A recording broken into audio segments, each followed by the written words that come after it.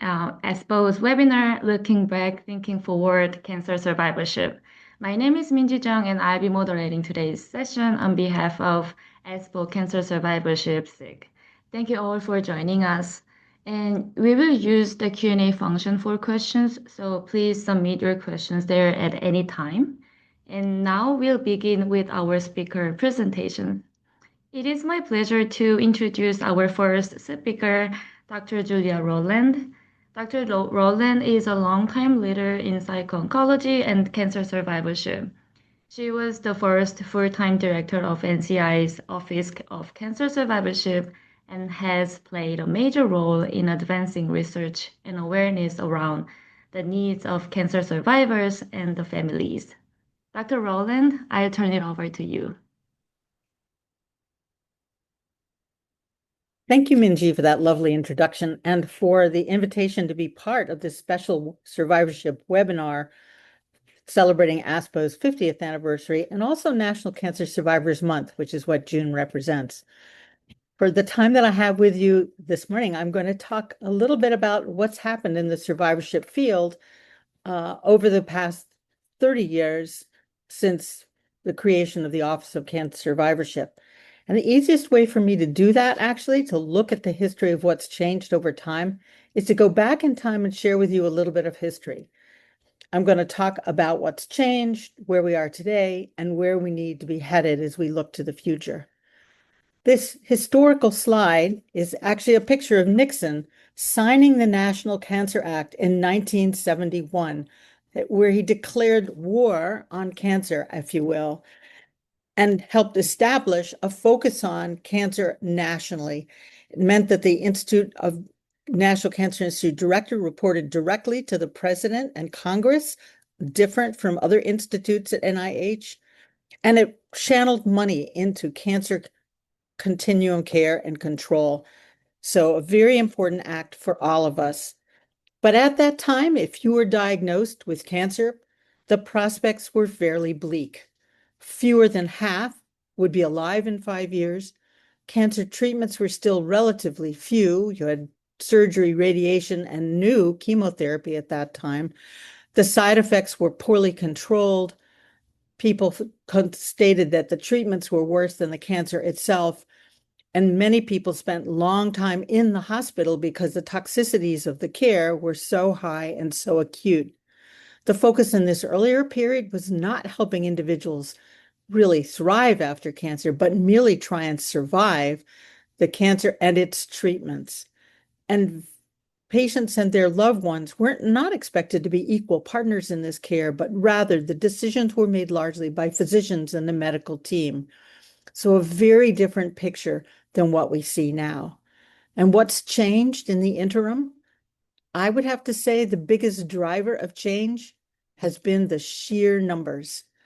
These are prevalence data that are released by the Cancer Institute and easily found if you go to the Office of Cancer Survivorship. And you can see over time from the 1971 figure of 3 million survivors in the United States, or people living with a history of cancer, to be more specific, to today, where we have 18.6 million individuals with that history, and many of them are living long term. In fact, of people diagnosed today, 22% were diagnosed, or actually of people in the prevalent population, that 18.6, 22% were diagnosed 20 or more years ago. So very different picture. We also know from the prevalence figures that this is a disease of aging. Even though we have young adults and children who carry these diagnoses, largely the incidence rate is driven by the aging of the population. And here, what's reflected is 79% are 60 or older. So it's sobering about what kind of care can we provide to these populations, particularly over time. So today, what we can look at is that 70% can expect to be alive in 5 years. Treatments are often much more complex and multimodal, and we have many new therapies, orally delivered by injection, targeted therapies, immunologic drugs. But I will point out these latter are still very limited in what we know with their long-term effects. Exciting, new, creating long-term survivors for many, but with what consequences we actually don't know yet. Cancer patients now receive most of their care in the outpatient setting. They're not hospitalized if that can be prevented, and they're treated in the community. Very few, relatively speaking, are treated at large comprehensive NCI-funded centers. 80% are actually treated out in the community. We know now for many, cancer will become or has already become a chronic illness. And there is a deep expectation that patients and their families will be active, engaged partners in care. And in fact, we'll come back to families and caregivers because that's a growing population of concern. So how do we get here? Well, earlier detection, more improved therapies, better supportive care, which we sometimes forget. We now are able to help people get through toxic treatments and in many cases, continue working through that. And as a consequence, there's growing attention to long-term and late effects of cancer and its treatment, in part due to the rising voice of survivorship champions. And for me, when I think of survivorship and champions, I think immediately of the National Coalition for Cancer Survivorship. So in full disclosure, I'm a board member of NCCS, now known as Cancer Nation, but I want to go back and talk about the founding of this organization in 1986. And this is a picture of the 23 founders who met in Albuquerque, New Mexico, and changed how we think about cancer by doing a couple of things. First, they wanted to change the language that we used. And if you want to know more about the coalition, I would encourage you to see this biography of the movement written by Judy Pearson and released a couple of years ago. But what the coalition did, Cancer Nation now, but the coalition then, they redefined what it meant to be a cancer survivor. They helped us recognize that post-treatment, after a definitive or acute treatment ends, there are huge needs, and they were very poorly understood and reported at that time. And they advocated for a creation of the Office of Cancer Survivorship, NCI. Three very important changes that they instituted starting in 1986 and going forward. So what did it mean back in 1986 to call yourself a cancer survivor? Well, it was a medical definition. You had to have been disease-free for 5 years. And the coalition members said, well, that doesn't make sense because many people are going to be here for 5 or more years, and you can't put your life on hold waiting to see if you're going to be here. You need to be taking control of what you can going forward. And importantly, those conversations need to be happening at the time of diagnosis. So if you wanted children, if you want to spare a limb, if you want to not have a certain pattern of toxicities, you would have options, but those choices needed to be made up front. So they said we should be able to call yourself a survivor from day one for the balance of your life, whether you die of cancer or something unrelated. In their wisdom, they included under this umbrella caregivers and family members as well. It's important to note that coalition members never meant for this term to be a label. Rather, they wanted to do three things. They wanted to eliminate the term victim, so we didn't think of cancer and victim as simultaneously. They wanted to send a message of hope that there was great and meaningful life after cancer. But most importantly, what they really wanted to do was change the culture of research and care, emphasizing the fact that the patient is as important as the tumor, that has to be taken into consideration when care is delivered. They also advocated for the fact that there were unique needs after active treatment. Even if you're getting maintenance therapies for long periods of time, the needs shift, and it's a different way of thinking about life and along the cancer control trajectory. The third thing they did was in 1996 produce a document called Imperatives for Quality Cancer Care, Access, Advocacy, Action, and Accountability. It's basically a blueprint for quality cancer care from the patient's perspective. And importantly, this document was taken by Ellen Stovall, the then president and CEO of the coalition, and given to the then director of the National Cancer Institute, Richard Klausner. And they had a very good working relationship, and she encouraged him to please read this and consider how NCI might act on it. And what happened was he turned around and he went down to Congress and he says, I'm creating an Office of Cancer Survivorship. It's another historical photo with Bill Clinton signing the ribbon of hope and declaring the opening of the Office of Cancer Survivorship in 1996. Very historic moment for us coming forward. And pictured here are Richard Klausner, the NCI director at the time, Harold Varmus, the NIH director at the time, and Ellen Stovall, who was the mover and shaker behind all of this. So the office was established in 1996 with the goal of improving quality of life as well as length of survival for those diagnosed by conducting research, promoting training, and disseminating the information that was generated from this. And then I got lucky in 1999 to be invited to become the first full-time director of the Office of Cancer Survivorship. But most importantly, I stood on the shoulders of giants. First and foremost, Ellen Stovall, without whom the office would not exist, and my colleague and friend Anna Meadows, world-renowned pediatric oncologist who stepped up to become the first acting director of the office. So I was not the founding director. I was the first full-time director, but Anna Meadows gets credit for being the founding director and did a fabulous job of getting us launched and creating this vital part of the Cancer Institute. And after that, so 2002 to 2007, survivorship movement across the United States took off. The President's Cancer Panel, those top two reports came out featuring survivorship. Then we had 3 Institute of Medicine, now the National Academies of Science, Engineering, and Medicine put out documents on pediatric survivorship, the adult book that many people refer to From Cancer Patient to Cancer Survivor, Lost in Transition, and then the Cancer Care for the Whole Patient volume, really, if you like, kind of guiding documents about nature of care that we need to be delivering. And what have we learned in the 30 years since the office was created and looking at survivors over time?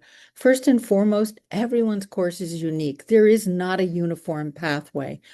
Although we do know now a number of factors that put people at risk for poor adaptation, as well as characteristics that buffer adverse outcomes. The challenge that exists going forward still, and for our ASPO colleagues, is we don't always measure that. How can we better track that and intervene for people who are at risk for doing poorly when we have knowledge that that may be the case? Survivors tell us again and again, it's not over when it's over. You may ring the bell, the treatment may end, congratulations, go home, live your life. But that transition is hugely stressful. What comes next? What do I do next? That, holding pattern of care that I've received, I'm going out now into a wilderness I know nothing about. So helping people make that transition, because we know that cancer has the potential to affect virtually every aspect of an individual's life. Some of the long-term and chronic effects we see are not just physical, but psychological, social, economic, existential, spiritual, all showing up sometimes during, but not till after the treatment's over. And of course, we worry about the late occurring effects. Top among these, is particular for ASPO, is recurrence of new cancers. An astonishing approximately 20% of new cancers this year will occur in individuals who already have a cancer history. We know vanishingly little about these multiple cancer survivors and their specific needs. And that's a challenge for ASPO as we look forward to changing outcomes in cancer control. We also know that cancer is a family illness. It doesn't affect just one person. It affects whole families. Caregivers are in the room when conversations are being had. They're being expected to support their loved one through increasingly complicated pathways. They often feel ill-prepared for that role. And we know that as they go, so goes their loved one. And those dyadic relationships of recovery or resilience are important focus of intervention. And importantly, they often neglect their own health in the process of caregiving, someplace where we can step in and affect health outcomes for caregivers. And of course, their numbers, paralleling survivors, are growing.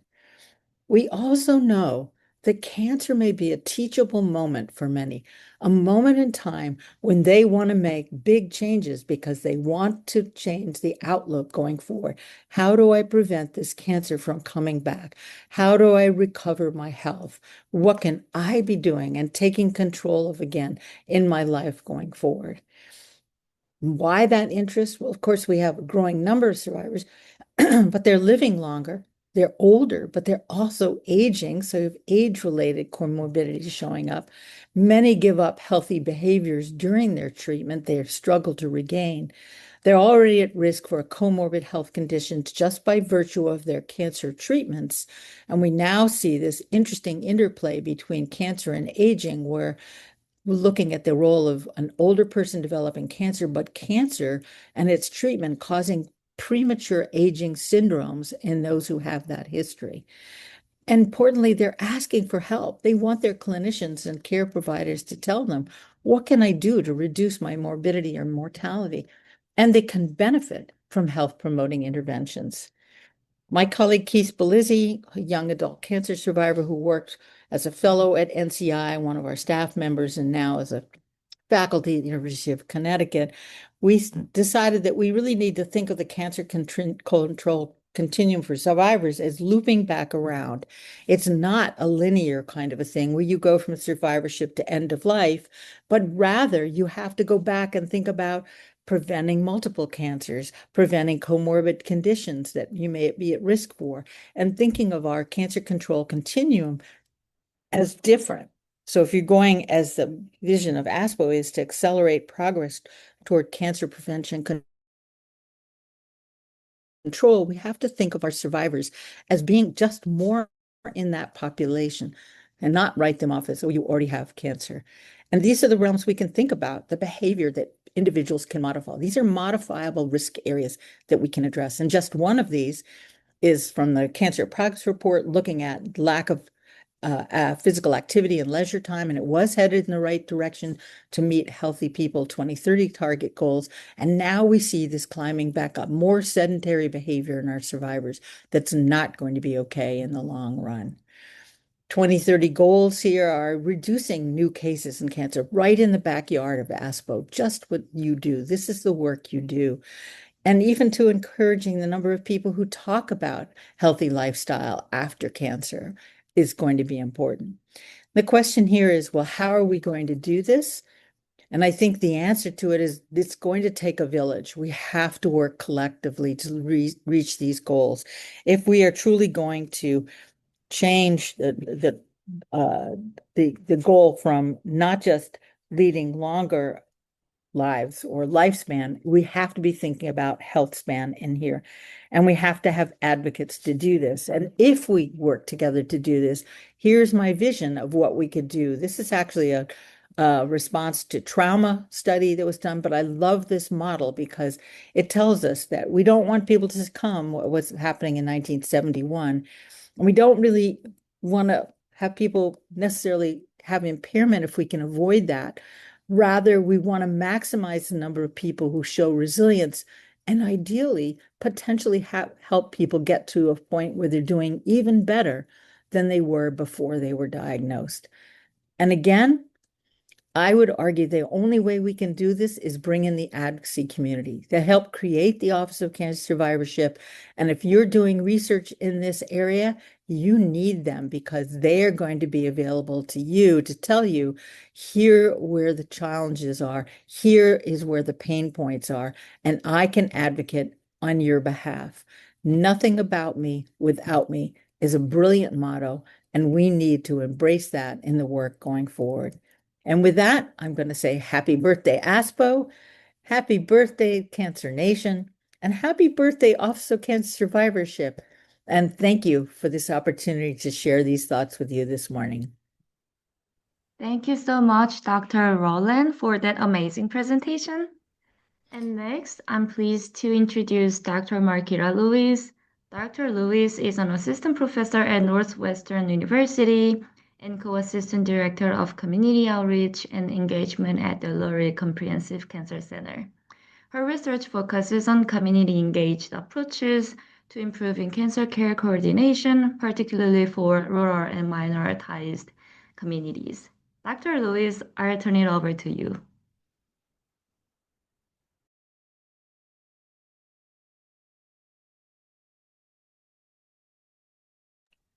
Still trying to learn Zoom. Thank you so much, Minjin. Let me get my presentation up for you. Can you see it just fine? Lovely, lovely. Well, I am excited to chat with you all today. And today, I actually have a very unique opportunity to give you practical insights on building a career in cancer survivorship. And I'm going to do that by talking you through kind of my own experience in finding funding and research from my T32 to my R01, which I call my big girl grant. I'm going to describe my research. I'm also going to give you a case study of my own research pattern and then try to summarize this into some practical insights and things we could do better, things I wish I could have done better in the space of building my cancer survivorship research. I really do appreciate, Julia, your introduction because it actually really kind of hit on so many key points and laid the foundation for my own research program. So a little bit about my research program is that I really focus on what I call community to care coordination. So what that simply means is how do we go from our homes to our doctors and rinse and repeat as necessary. I focus primarily on rural populations, and this is important because 10% of all US providers provide in rural areas, but about 25%, about 20% of the US residents live in rural areas, and about 25% of those are older adults. When we get to about 2030, we should see this number increase to about 33%. I'm so sorry, my mouse is a little sensitive. I'm also focused on mental health in these spaces. And so in rural areas, rural areas, 8 out of 10 of all of our rural areas are considered mental health professional shortage areas. And when we're thinking about actually getting in contact with a provider, given that we see over 150 rural hospitals have closed since 2010, we begin to think about telehealth, and that's kind of obvious next step. Well, 22% of our rural areas lack high-speed internet, which is defined as 25 megabits per second, which actually in many areas is not enough to even sustain a Zoom call.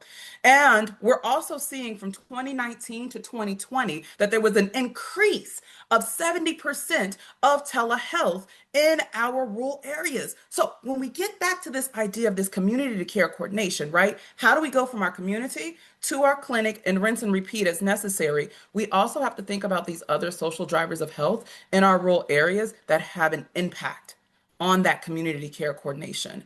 And I want to think about community-centric strategies to really improve that community care coordination. And so I use community engaged research approaches. And just to kind of have a baseline foundation about community engaged approaches, it is a way in which it's a collaborative way about doing the research. Mainly, we want to find a bi-directional exchange of expertise. See, academics, we come with that scientific expertise, but those community members, as Julia mentioned, those community members come with that lived experience. They come with that advocacy. They come with that understanding of what it means to be in the community, to go to the clinic, and some of those barriers and facilitators in that process. In addition to that, we're thinking about ways in which in which our collective experiences can inform designs and decisions as it relates to conducting the research. Now, there's many different strategies in which we can include when we're talking about community engaged research. You may do a community health presentation, and you may do a community advisory board. We may have lived experience panels. I'm going to talk a little bit about user-centered design approaches. There's multiple approaches in which we can engage our community members. And I will say that not in every situation is it appropriate for the community member, to be the one who is leading everything, because we have to bring something as academics and vice versa. Maybe there's some times where as academics, we're doing a health presentation, and that's our time to really be leading in that space. But there are other opportunities and things that I've been very fortunate to work in where actually the community member was the PI and they were the one leading the research. And so when that bi-directional exchange, we have multiple approaches in which we can engage community at multiple levels so that we do have that collaborative experience. Now, I absolutely love the cyclical model that Julia brought up to talk about the cancer care continuum. And I want to begin to adopt that from here on out. But as of today, we're going to use this linear model, which we're most familiar with. And I really think that the cancer care continuum has brought about a lot of just benefit to my own career and building in my own career that research, right? So thinking about that cancer care continuum, I tend to focus on survivorship, hence why I was invited today, right? We're all interested in survivorship. And in all honesty, I'm really interested in that access to care, right? And that access to care. And so when I look at survivorship, it gives me an opportunity to not only look at those clinical outcomes, but those psychosocial outcomes, right? It allows me to think about multi-level perspectives. How does the family impact?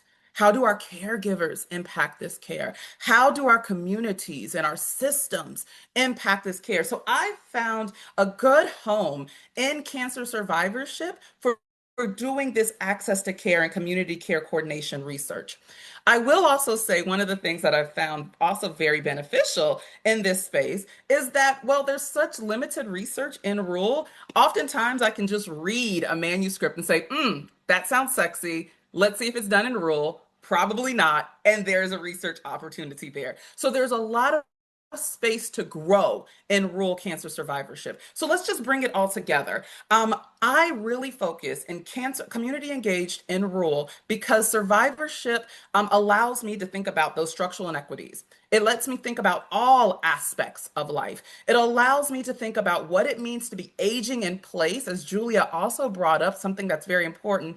And then also, I will say that in our rural communities, community is their superpower. You know, I often say in a rural community, if you tell one person, you've already told everybody. So community is really what they build on and they leverage for their strength. So here is, I want to orient you to this kind of table that I have here. On the x-axis on the top are different funded projects that I've had. All right. Now I want to say one, I'm not going to go through all of these funded projects for today's presentation. And two, I'm not sitting here to actually kind of brag on myself. That is not the point. But on the y-axis, we see community engaged approaches. So namely, I'm going to go through the Central Project, the Connect Project, and the Bridge Project and talk about these different community engaged approaches, but how they were deliberately used to build upon one another to eventually get me from a T32 to an RO1.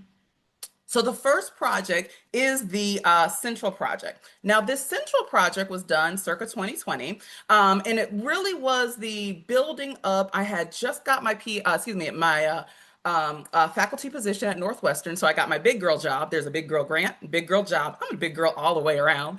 But nonetheless, I got my big girl job. I was ready to start doing something, but I needed to do in community engaged research. I was building on some of those experiences as a T32, but I needed to learn how to make friends in Chicago. So I've actually focused on lung cancer, and I was really interested in what are what's the word I want to say? What are the needs assessment of rural cancer survivors when it comes to lung cancer survivorship needs? We did this was a Respiratory Health Association grant. We did interviews with rural lung cancer survivors and their caregivers to really learn about their needs. This was really just a needs assessment. It was a small grant. Y'all, I just needed to make friends. That's the God honest truth. So the practical insight here is just sometimes you gotta find grants. And as a qualitative interview, as a qualitative expert, I just was like talking to people. If you're gonna pay me to talk to people and learn how to make the next project, that's really what it did. So in this needs assessment, one of the things that I learned, there were four themes that emerged from these interviews. One, there was a frustration and there were frustrations and uncertainties associated with unexpected barriers to accessing lung cancer survivorship care. There were also strategies, my apologies. There were also strategies to improve the delivery of post-treatment information, and that include communications needs need to be specific, as well as the modes of communication needs to be diverse. In addition to that, there were strategies to remain, we identified strategies to remain positive and respond to emotional concerns of survivorship care. This included being self-reliant, a responsive care team, and strong social networks. A quote from here was, somebody said, like I was not Joe Blow, that walked in off the street and they'd never seen in their life. I felt like I was family from the day one. They made the experience good. If I cried, they were there to support me. The fourth theme also kind of dealt with this, corresponding with engaging patient-centered care teams, especially when it came to stress management and pain management. All right, so I present these findings here because two things came out to me. The two things that came out to me were off of this page. Theme 3 addressed emotional concerns and having a positive outlook. Theme 4 also talked about stress management. And so my mind went into this space of psychosocial supports that were needed for our cancer survivors, focusing lung cancer survivorship, as a post-treatment in Northern Illinois. So lessons learned here was that there was a helpful needs assessment for establishing partnerships, right? So this was helpful, laid the foundation. Also, COVID-19 exposed the digital divide, even though that wasn't captured in our themes. This, I don't know if you remember on the top, but this was actually funded in 2020. So obviously doing community engaged research in 2020 had a lot of limitations, but revealed some of those challenges associated with telemedicine. And those emotional concerns were things that just kept coming out. So I took a deeper dive into strategies to improve survivorship, and I wanted to explore this emotional concern and emotional concern and digital divide aspect. This led to my next grant. So this next grant was actually funded by the NIA. Oops, did I get stuck? Oh, okay. My apologies. Did I get stuck just then? Fantastic. All right. So this project was funded by the NIA, National Institutes of Aging. And I really was thinking about, wait a minute, we have a digital divide. Not only do we have a digital divide, we have a need to get to psychosocial support. And as cancer survivors, it's really important that individuals stay connected to their healthcare team.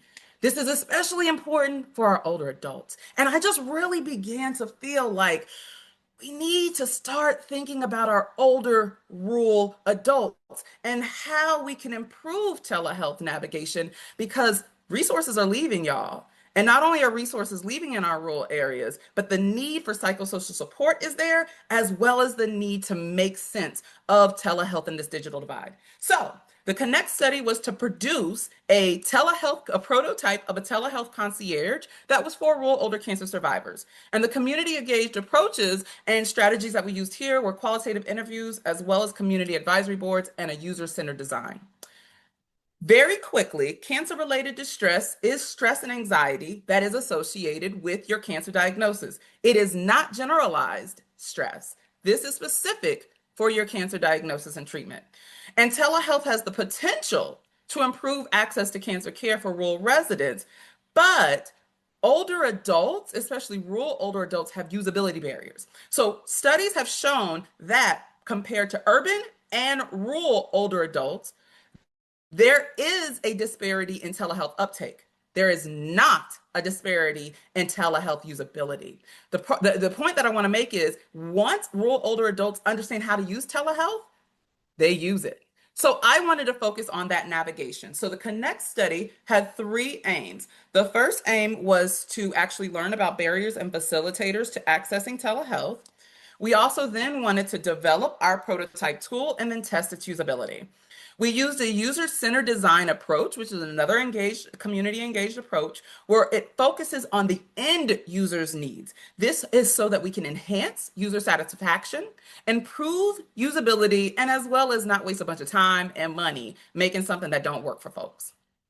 Now, our first aim was to look at barriers and facilitators of telehealth. And as I already told you, I'm looking at those social drivers of health that influence that access to care. This quote right here is when I tell you, when I read this quote, this was like the absolute pinnacle of all the description of rural health social drivers. So this individual said, okay, if I use my chart, I don't have to make an appointment, get in the car, drive 2 hours. If you ever drove in Chicago, it's a flipping nightmare. Never have better words been spoken. But knowing what I know and what hospitals I've been associated with, I'd be more comfortable if I went to somebody with a specialist. And a lot of people don't have that kind of access to people like that because they don't have insurance. They don't have the ability to get there. They don't have any rides. Y'all, I didn't set this up. This came straight from her mouth and really describing those challenges associated for access to care for rural residents. Now, after we assessed those barriers and facilitators, we actually did our community, we worked with the Community Advisory Board to develop our prototype. We developed our prototype in 4 meetings. The first meeting was our brainstorming meeting. A second meeting was basically saying, did I hear you correctly? The third meeting was the low fidelity draft. And the fourth meeting was, how does this make sense for you? From these meetings, we learned that on ways on how to center rural older cancer survivors' voices in technology design. We also learned that rural older cancer survivors desired real-time assistance, and that older adults actually are not adverse to technology. In fact, they were really accepting of this opportunity. And so the next step was to finish the prototype, and we're going to test efficacy, which leads me to my RO1. This is the bridge project. And so we're building off the Connect's usability findings. We also incorporated the finding that the need for a real-time real-time assistance through synchronous caregiver communication, excuse me. And we're also testing for efficacy and equity. The community engaged approaches here were qualitative interviews and co-design approach. These are the 3 aims that I just outlined, and this is actually the homepage for this is our near finalized website. Due to time, I'm not going to click on the website, but the website provides on the left-hand side telehealth guides, which actually help individuals navigate telehealth, survivorship education, which provides topics associated with cancer-related distress and survivorship care, understanding your needs, which provides patient-reported outcome assessments, and then finding resources allows for you to find resources that are based upon your results from the education and your assessments. In our co-design teams, when we're actually finalizing the development of the prototype, we had 4 meetings. We had another 4 meetings. So co-design, actually, let me kind of address that. Co-design is a way in which we are elevating the voices of the user, and so that the user can be a co-developer in the actual project. So it's not guiding it. They're a developer. Some of the things that we learned very quickly were that video calls were important. So video calls will be our synchronous caregiving communication. We also added a clipboard feature. Emails and text messages were the selected preferred notification type. We identified and developed the video call features, the clipboard features, as well as talked about how we're going to address adverse events. The co-design process that we used was well received, with many individuals saying they were either very satisfied or somewhat satisfied with not only the overall workshop, but also the effectiveness of the facilitators who were also community members. Our team was not involved in that. And our final steps are to finalize usability testing on the final prototype. We're going to finalize the tool, meaning that we're going to actually get it to Northwestern from the developer, do efficacy testing, which is our randomized controlled trial, and do sustainability assessments. Now, I have this right here because, as I've already described to you, I have used qualitative interviews as well as community engaged approaches in the work that I'm doing.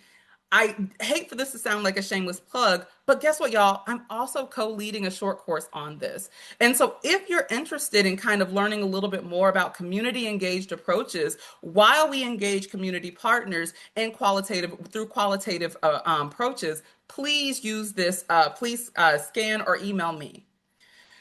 In the last minutes, I'm going to talk very quickly. I apologize.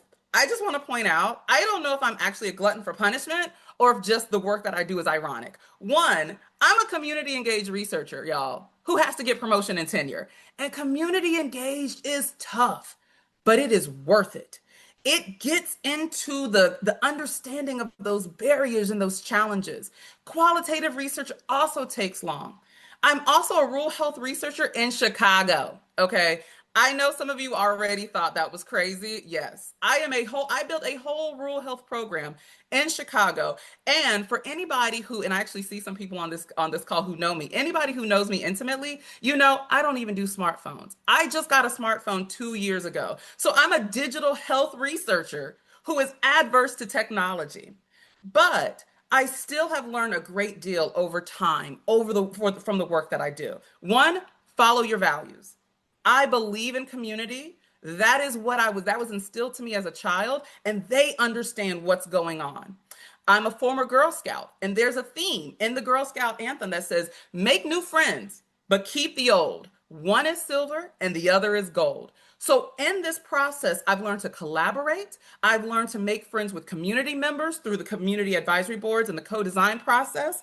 And I've also learned how to make connections through professional connections. Make sure you have a diverse mentorship team. Have a mentor that you like and you want to look like when you grow up. And there's plenty of good ideas that go unfunded, yet there are very few good stories that go unfunded. Learn how to craft a narrative that is helpful to be able to draw attention to your cause. And then no is a complete sentence. This has saved me over and over again. Things that I wish I could do better is I wish I knew how to ask for help a little bit better along the way, and I'll be happy to go into detail about that later on. Follow through is hard because I have academic follow through, community and follow through, and those things are really tough. And as a community engaged researcher, there's very few resources on research and team and lab management. And also, work-life balance doesn't exist for me, y'all. I ain't gonna even trip. So I wish I had strategies to do that a little bit better.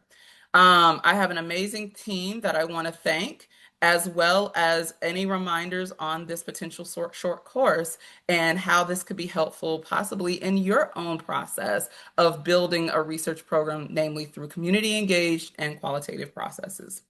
Thank you for your time. Thank you so much, Dr. Lewis, for sharing those insights. And next, I'm pleased to introduce our final speaker, Caitlin Ash, who is a childhood cancer survivor and the president of the Live for Today Foundation, which is a nonprofit supporting young adult cancer survivors. As a 25-year survivor of Ewing sarcoma, she brings both lived experience and a strong patient advocacy perspective to today's discussion. Thank you so much for having me, Dr. Rowland, Dr. Lewis, who you guys are going to be tough to follow up. Your perspectives were so wonderful to hear. And it really, things that both of you said really correlate to, what I'm here to talk about, which is lived experience in survivorship and advocacy for others. So let's get into my slides here. And y'all just tell me if you have any issues. Otherwise, oh shoot, gotta go back here. Yeah. So a little bit about me. I was diagnosed with Ewing sarcoma when I was 12 years old. It was a pretty quick diagnosis. Luckily, I just had some chest pains and some weird feelings. My mother, out of caution, took me to the emergency room, and they were pretty quickly able to diagnose me by the next day with Ewing's. I got a port, and I began my cancer journey as a survivor. So this is a picture of me at my last chemo with my parents. I had a whole year of chemotherapy with all the very typical side effects that most cancer patients see. I'd say, even though they don't sound so great, I kind of got lucky in the sense that I didn't, have heart failure or major infections or things of that nature. So, while it was a tough year and I definitely got sick, I saw a lot of other people, a lot of friends, other children that were suffering a lot more necessarily than I went through. So I've always felt very blessed that, I was able to get their treatment pretty successfully. and kind of get back to a normal life, because a lot of cancer survivors don't necessarily lead normal lives after a cancer diagnosis. So it definitely forever changed my perspective on things, but which has led me to continue my involvement. And also, being a childhood cancer patient and survivor, there was lots of different experiences and resources that were provided to me that, just aren't around for really anyone else. Maybe there's, some breast cancer, there's lots of breast cancer organizations, and there's a lot of support for children. But once you kind of age out of that 18, 19 childhood clinic and hospital, there is not a ton of experience and resources available in that next stage of life, what we consider the AYA, the young adult and adolescent childhood cancer survivors and patients, which range from 18 to 35. So just kind of listed through these. I want to get into a little bit more of, the backstory of how we got into Live for Today and the observations and things that I've seen. So I obviously, after cancer, I went back to school. I finished high school. I went off to college. So that was all just kind of very normal. I started giving back a little bit, volunteering with some of the organizations that had touched me from their resources that they had provided to me as a young child. So that was important to me. I was asked to be in a cancer survivor fashion show in which I met my co-founder, Katie, and we just hit it off. And she was diagnosed with cancer at 22, right after graduating from college. So again, a little bit of a different perspective, being a childhood survivor. And then she was diagnosed as a young adult, misdiagnosed for a while as she was in college, and went to her health clinic on campus. And they told her, oh, you have cat scratch fever, which, 9 months later was like, oh, never mind, you have stage 2 Hodgkin's.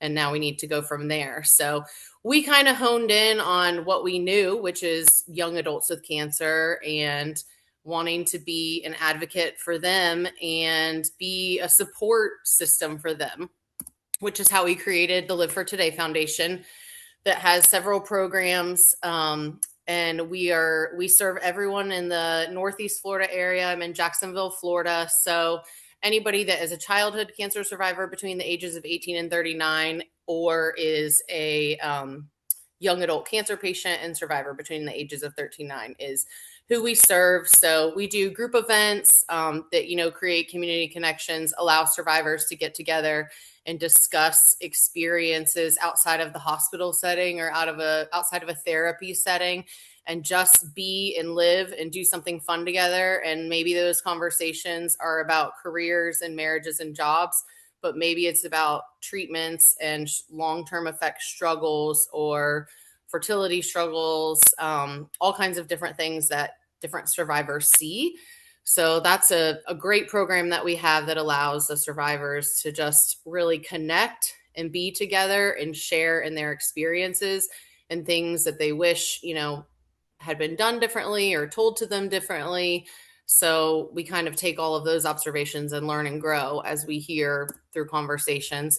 We do have a little wish granting arm of our organization where we send those that are currently going through treatment kind of out on like a wish granting experience. So just a little on that. And then a few years into the organization, we quickly realized, because we started the organization at the 3 founders being 22, 25, and 27. So we were young and lively, and we're like, oh, we just want to be a support group where we get people out and get them living, hence Live for Today.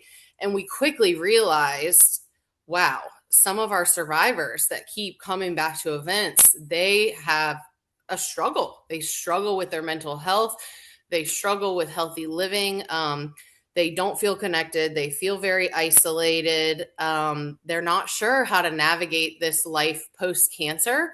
So we also created like a mental health aspect where we were able to do a great mental health retreat a couple years ago and provide all kinds of therapy throughout the day, art therapy, animal therapy. We did yoga, and we had a speaker, on pharmaceuticals and getting back into physical activity post-cancer, right? Because I think Dr. Rowland touched on how everyone kind of has to stop what they're doing because the focus is, hey, you're a cancer patient. We need to focus on getting this tumor out of you or getting this blood cancer out of you.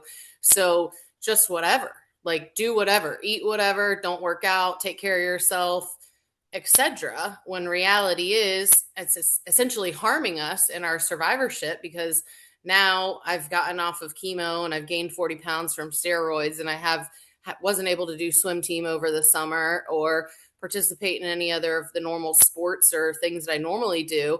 And now all of a sudden I'm just supposed to return to this life and it's a lot harder, right? We're tired, we're exhausted.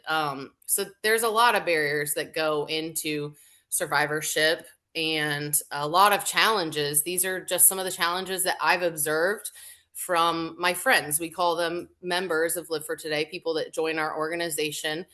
But, when I was diagnosed with cancer, I was 12 years old. So I was right at that developing age where maybe fertility should have been brought up, and talking about having my eggs frozen should have been a conversation. There was zero conversation about that. I started chemotherapy 2 days later. Obviously they do a little bit of a better job when people are a little bit older, teenagers, but sometimes doctors are like, we need to start your treatment now. And you're like, whoa, I have to think about the fact that maybe I'm 25 years old and maybe I'm going to live to be 80 when I survive this. And I want to have a normal life and a normal family, but we just want to tackle this cancer, but we're not thinking about the future. And in this whirlwind of diagnosis, you're overwhelmed and you don't even quite know how to advocate for yourself yet. You don't know what questions to ask, and you're just taking everything the doctors say and say, okay, let's do it. And then there's challenges down the road because we didn't get to do the egg retrieval, and now me and my husband can't have kids. Or childhood, we see this a lot in childhood cancer survivors. The treatments are so harsh on their young brains when they're diagnosed at 4, 6, 8, 13, and they struggle developmentally. I've seen a lot of our members that, don't have the ability to drive, probably would have a hard time living on their own, paying bills, having jobs because things were stunted from the radiation and the chemotherapy or the surgeries that they had as young children. Physical limitations, obviously.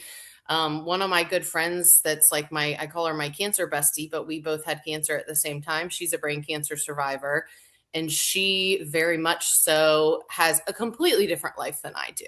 She had her brain tumor removed when she was 13, and they had to cut nerves that made her legs like spaghetti. So she's been in a wheelchair since she was 13 years old. So her life looks a lot different than me. She does live on her own and she does have a job, but she can't drive. She struggles with dating.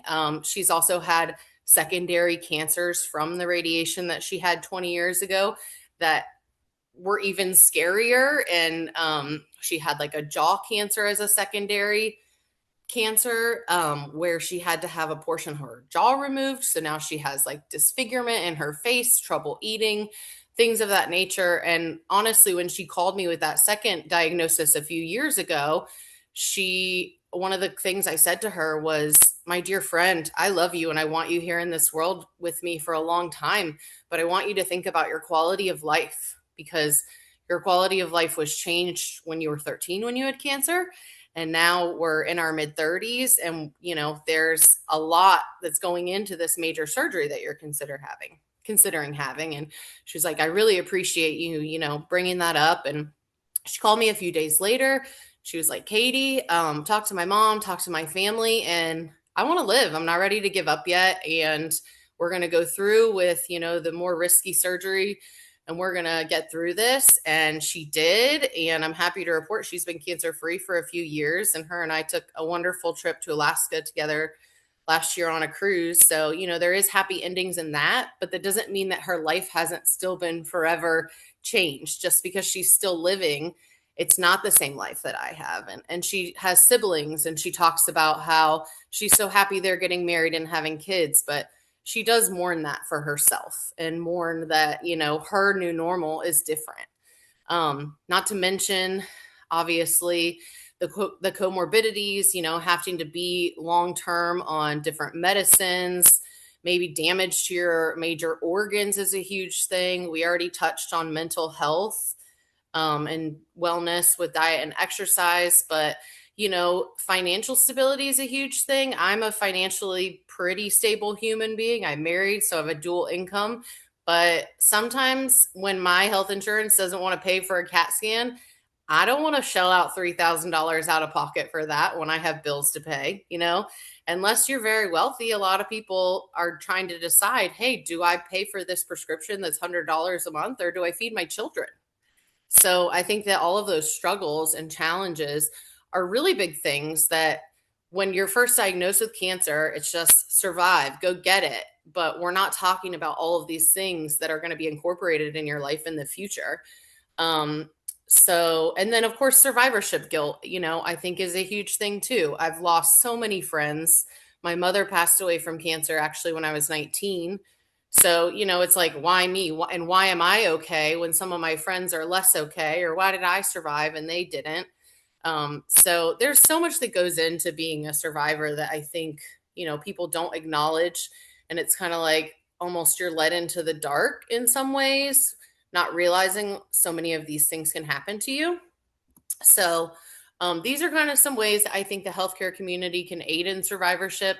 It sounds like, from Dr. Lewis and Dr. Rowland, there is work being done, which is, exciting and motivating, and I'm glad to hear it. But, I think every hospital or clinic should have programming or be able to fund programming such as things like Live for Today to help with that support or that follow-up care, provide those resources, and kind of discussing all of these things. So keeping that bridge, as Dr. Lewis was talking about, is bridging that line of communication between survivorship and then your long-term care and dealing with all of the long-term effects. So these are all things I think, are very important and a huge part of survivorship, and that I hope, in the future, we continue to see growth in the healthcare community in supporting this and providing programming and access to resources for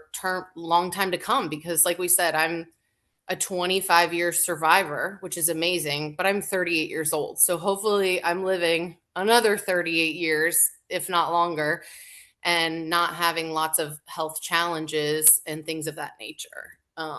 So this is just a little picture from our mental health retreat that we had a few years ago. And this is like our dog therapy. But if I motivated one of you researchers to go tackle a new research project to help with survivorship, that's what I'm here for. And that's thank you for having me. Thank you for listening to me. And if you want to learn more about Live for Today, check out the website. Thank you so much, Caitlin, for that amazing presentation and sharing your experience. And now we will move into the Q&A session. And I think I will go first. So this may be a good question for all three speakers. And maybe we can start with Caitlin. But as you mentioned, like at the last presentation slide, I wonder what would you like to see improved survivorship care or research? So there are so many ways to help survivors to feel supported, heard, and engaged. But there are so many ways, and none of them are barely well prepared. So, where to start? Where to start? Well, I personally think there's, two aspects of it. I think one, the research in the medicine side of things is super important, because even in the 25 years since I've had cancer, we've seen proton therapy and immunotherapy and all of these different therapies that have a lot less side effects, because we're talking about long-term side effects and survivorship. So I think the continuing research on that part is very, very important. And then I think, from the healthcare standpoint, but maybe more in like the social worker or patient advocacy side of things, is developing some type of program within each hospital or within each clinic that can be just a resource for survivors. And, you know, if your hospital doesn't have it, maybe there's a nonprofit that can support it. I mean, that's something that I'm constantly, somebody emailed our organization a few weeks ago, and they were looking for support in garments for like lymphedema and things of that nature, which our organization obviously isn't set up to help in that way. And I think they had just probably Googled or maybe had been told about an organization, but there is another organization out there that's actually called Live Today, which is maybe how they found us. So I was able to say, hey, unfortunately, our organization can't help you, but here's a link to an organization that does do this and can help you. So being able to provide, you know, the bridge between all of those resources of what is available. Thank you. Would any of other speakers like to add to that? Julia, I saw that you came off mute, so I wanted to give you space. I also had something to add, I would like to add, but I wanted to give you space because you Go came off ahead, of mute. Marquita. Go ahead. Okay, okay. I oftentimes, and I think Julia and Caitlin, you also are familiar with this. There's so many times where individuals, you know, you have the cookouts and you have the walks and you have all the things when you're in treatment. But when you get to survivorship, it's like a cliff. And that support goes away quick, fast, and in a hurry. And so I think there's areas and spaces, and two areas that I think we could address is one, how as clinics and communities we can better improve education about survivorship. I think survivorship care plans are an attempt, but they're not universal. They're not universal or standardized in each clinics. And so I think we need to improve upon how are we improving those wraparound services and that continuous care in survivorship, and how are we making it known this is important. The other thing is that, as Julia already pointed out, people are living longer due to treatments and technologies. And so I think it's also, we're at a great point where we can start looking at the intersectionality of diseases and cancer. So what does it mean to have cancer and HIV? What does it mean to have cancer as well as other chronic conditions? Not only that, looking at the intersectionality of identities. What does this mean to be a sexual and gender minority with cancer? And so really looking at, because people are living longer, but these issues associated in the fear, the lack of education as far as like, what does this mean and what should I be looking for in my care as a survivorship is lacking. Yeah, I'm so glad, Marquita, you made the mention of survivorship care plans. Overall, I'm a supporter of care plans, but they weren't rolled out the way they were intended. The advocacy community really wanted this to be all about the conversation. So you finish your treatment, maybe you rang the bell, but there needs to be a sit-down conversation about, here's the plan for the next 5 years, you know, going forward. And that is definitely not happening at most institutions. I don't know how. I think we need to think about what are the barriers to that actually occurring? Where does it need to happen? Who's responsible for it? All the arguments against delivering care plans is whose job is this? So they're not happening. But I almost feel like we need a meeting to say, how are we going to get around that? There was originally an old meeting after the loss and transition report about that, but it never got traction, never got teeth in it, to say, how are we going to do this and how do we hold treatment centers accountable for this to do it? We do a little bit better job in childhood cancers, marginally better, Caitlin, but not great. And I think, as you said, as these populations mature, those issues change over time. And that makes it really different, you know, because the late things that occur change the trajectories also. So we definitely challenges as we look to the future, but I'm confident we know what we need to do. We just have to figure out how to deliver it. Thank you for sharing your thoughts. And we have a question from the audience. So for Dr. Rowland, what is the one thing that is exciting to you about the next 50 years of cancer survivorship research? Oh boy, very tough question, because there's so many directions I'd love to go in. You know, one of the things that's going to be a challenge, I'm going to sort of not answer the question in a funny way. I think one of the big challenges we have in the field is metrics for success. So we have these grand proposals. So think of helping people 2030 reduce the incidence of cancer. But more importantly, this whole shift to you just not living longer is not enough. The sort of like cure is not enough. But more importantly, I can help people be here longer. But Caitlin, your wonderful question to your friend who really struggled with a lot of the complications of her curative therapy is, are we doing a good job of promoting optimal outcomes? Really looking at health span. How healthy can we keep people with a cancer history over time? Not just can we just keep them here, but we don't have the metrics to look at that. In other words, we may need some big cohort study or something larger. There's something close to existing in the childhood space, a childhood cancer survivor study combined with St. Jude's cohort covers a lot of the population. So there have been some wonderful data coming out of that. We have nothing like that in the adult arena. And if we're gonna do work in this area, we have to show the impact. We have to show that we're actually making a difference. So those wonderful prevalence charts that I show you don't tell us about the quality of life of those people. And I would love to see that a way to track that. So I'm not sure who asked the question. It was a brilliant question.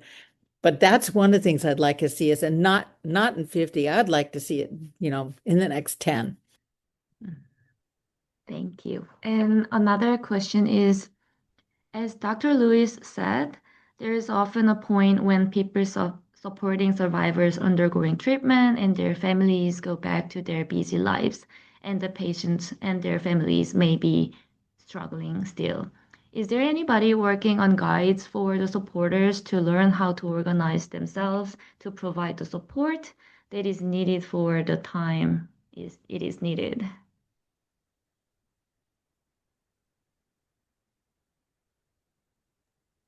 If I'm understanding the question is, hey, there's always that, what's the word I want to say? You have a pep rally while you're in treatment. Are there supports and are there educational guides to help you have a pep rally even in survivorship? I haven't heard of any, and I want to pose another conundrum. So not only am I not going to answer your question, but I'm going to complicate it by bringing up another idea, which is so the COC actually defines caregivers as cancer survivors as well. So anybody who supports the family, anybody who supports being family or caregivers are actually considered cancer survivors as well. And so I think support groups for that pep rally can sometimes be complicated because now a lot of the weight shifts to a caregiver to help somebody get to their follow-up care appointments, or somebody to even just be that emotional support. Or even in my research, we found out caregivers were the technical assistants, right? They were the geek squad. And so it shifts. And so I think even the pep rally needs to be even expanded to start thinking about caregiver support, because oftentimes that caregiver has been there through the treatment and continues to be there. And they're the main people in that pep rally that for the survivor, but they also feel unsupported as well. So kind of to answer your question is that I think there is a small but movement towards how can we better support our caregivers, which would also be members of that pep rally in survivorship. I hope that kind of sort of answers the question, but I definitely would love to hear from the other panelists. So Marquita, you'll recall that in my slideshow, right from 1986, when the coalition got together and redefined survivor, they included in that umbrella caregivers. They got it right away. And of course, it's even more dramatic now, as you saw when I tried to delineate the changes in care, much more complicated therapies, all delivered on an outpatient basis, being, our caregivers are now medical providers at home, very little guidance and support to do that. No question in my mind that this is a growing population in need.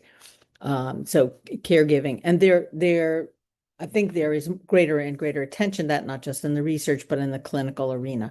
It's hard to care for caregivers in the clinical setting because they are not patients.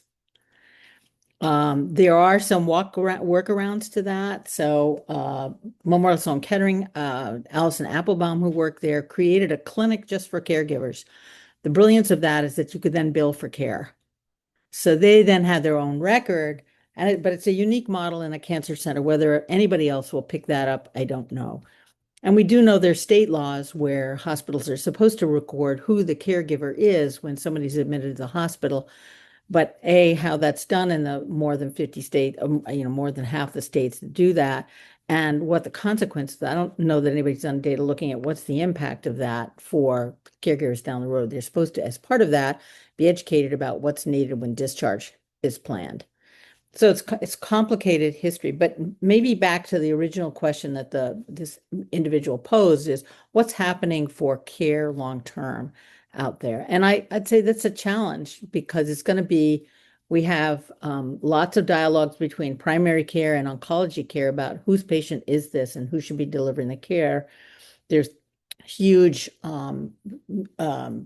benefit to being seen in primary care because they're going to look at all your health behaviors, whether you're getting your immunizations, whether you're up to date in all of the things that are age appropriate for you. Oncology doesn't do that. But there's this tension between the two because the oncology probably does the better cancer surveillance. And it's trying to say who's going to deliver this care. And it's still a conversation. And I think insurers haven't figured it out at all. So we have lots of issues ahead of us. And patterns of care, what's the best post-treatment care to be delivered? Unknown, great topic for ongoing research. Thank you. And another question is, what opportunities are there to apply AI or NLP to project survivorship needs and coordination of follow-up care across multiple specialties? It seems like there is a lot of hope in the utility of AI and NLP, but what truly makes these helpful to the end user, both providers and patients or others?